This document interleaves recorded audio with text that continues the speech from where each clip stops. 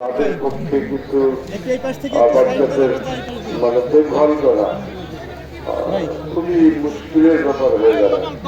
অনেক অভিভাবক আছে যারা সক্ষম, তারা ঢাকায় নিয়ে যাবে, সেখানে অনেক টাকা পয়সা লাগে সেখানে এই বাচ্চাদের ভর্তি করতে।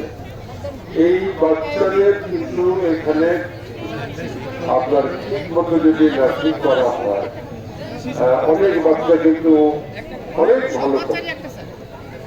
আমাদের মনোবিজ্ঞানে বলছে যে এই বাচ্চাদের ভিতরে যারা নানা রকম ভাবে সমস্যা নিয়ে জন্ম নিয়েছে, দেখা যায় যে যদি তাদেরকে প্রপারলি গাইড করা যায় তাহলে একটা সময় গিয়ে কিন্তু তারা খুব ভালো করে।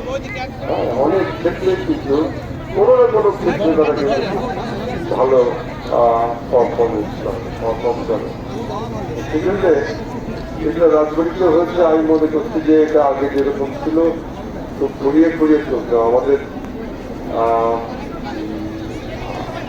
রাজবাড়ি রেলওয়ে মাঠের পাশে সেটার একটা স্থায়ী ঠিকানা হলো, এটা একটা স্থায়ী ঠিকানা হলো এবং এটা আরো ভালো হবে আমি শুনলাম।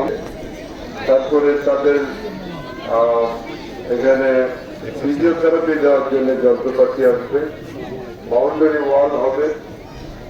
আমরা যেটুকুনো উনি করেছেন নিশ্চয়ই সর্বক্ষম করা যায়, আরো ভালো করা যায়, আরো